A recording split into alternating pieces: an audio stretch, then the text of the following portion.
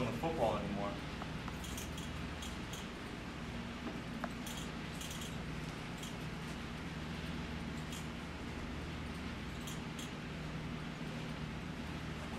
So we'll do something else.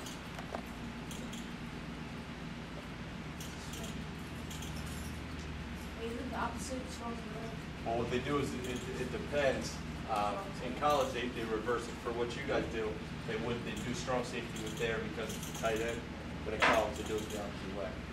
So here, so now we've got, what cover is this? Right? So cover two, the mentality is, all right, enough is enough. Haskins has been killing me. Powell's been killing me throwing this football. We got to stop him. So we're going to drop this back. Now we know, how do we know it's cover two? We've got two high safeties. What's the depth of them? 12 yards. Yep, you're right. These guys are sitting at 12 yards, and their responsibility is to do what? They got half of the field. So if this down the middle here is half of the field, this is one half and that's one half. His responsibility is to cover from here to here. How wide is the field? 53 yards, right? So they've got approximately 25 yards to cover, a little bit more, 26 yards, which is a lot of space for one guy to cover. So he's got to cover all of this area, okay? And he's got to cover all of this area. What's the corner's responsibility? Flats. Right? So they got flats. They said, forget that. In cover three, our open areas is what? We're what? The flats, right? We kept hitting those hitches all day. They said enough is enough, right? We're not going to give them the flats anymore. We're going to roll those corners up and we're going to stop it. Okay? So he's got deep half. He's at 12 yards. Okay? On the snap of the ball, he's going to start on the hash. With the snap of the ball, he's going to widen a little bit. Why? Because he's got to get in the middle of his zone. Okay? So they're going to widen off the hash. He's going to widen off the hash. Okay? What's the Sam's responsibility? Curve. Right? So they're dropping back there a little bit. Mike, middle of the field. Will? Okay. What are our areas in this coverage? The seam. The seam? The outside. Corner outside. And out here. Right? Okay. Where else? Right in there, between the corner and the Right in here? Okay, it may be an area, not as much, because you got this corner here, you got the sand working here, so this area is going to be crowded. They pretty much, how many do they have underneath? The ratio, you talked about ratios before. What's the ratio of deep to underneath coverage here?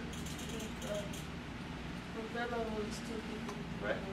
Second level is 4. Okay. 5. 2 and 5, right? So it doesn't take a rocket scientist to figure out if they got 5 guys underneath. They're probably not going to give you that underneath stuff, right? They're going to make you beat them, throw the ball deep, okay? Now in cover 3, what was the ratio? It was 3. 3 and how many were underneath? 3 and 4. Now we got some numbers. We can beat them underneath if we want to, okay? So now we know it's probably not going to have too much underneath here. If we are going to beat them, what we got to do is high-low these people. How do you high-low them? You run this guy on a curl and this guy on a dig behind him or something like that. Put this guy in a bind. But that's sort of down the road stuff. So right now we know that we got our sweet spots here up the sidelines, in the middle of the field, and up the sidelines as well, right? So if I release this guy right up the middle of the field, and I release this guy up the sideline, who's in a bind? Free safety. The free safety. And what do we say? Z's not going to get it outside release. What's that? The receiver's not going to get it outside release. Why not? That's the point of it. He's going to try to push him inside, right? Is your guy better than their guy? Yeah. We hope so, right? You got to have guys on the outside. In a perfect world, you have a Z receiver, outside receivers, who will put the fear of God in defenses. They've got to be big, strong, fast guys. And they've got to be able to beat up these little cornerbacks because we learned that cornerbacks are what? They're blockheads, right? They're not the smartest guys. They were receivers who didn't make it, so they switched them over to play defense, right? Offensive guys are the smart ones. Defensive guys, they just kind of react. They do whatever they want to do. So we know that, yeah, he's taught to not give up the sideline. But we've got a beast out here who's going to most likely beat him up the sideline. So now again, we've got the advantage. We've got 2-on-1. It's a fast break. In basketball, 2-on-1, we like our odds, right? As a quarterback, we've got to like our odds. 2-on-1, because we got that free safety in a bind. We let our eyes do the job then, right? We look in where we want him to go. And we've got big plays. And like I said, underneath, most likely you don't have a lot of open areas because we got 5 guys underneath. But if it's cover 2, what should we be doing?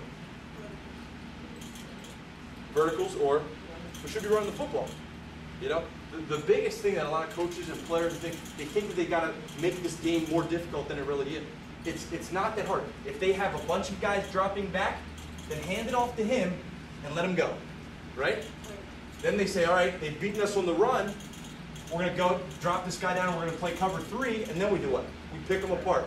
They can't win. They can't win. That's why it's great to play offense and not defense. They just kind of see what we do, and then they try to react off it. We dictate what happens in the game. You understand what I'm saying? So we got cover 2 and cover 3. The last one, and it's not, you know, obviously we have man-to-man.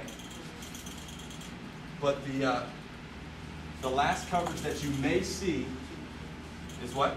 2-man. Well, some teams will play 2-man. Cover 4. So, 10 yards, right? So now, there you go.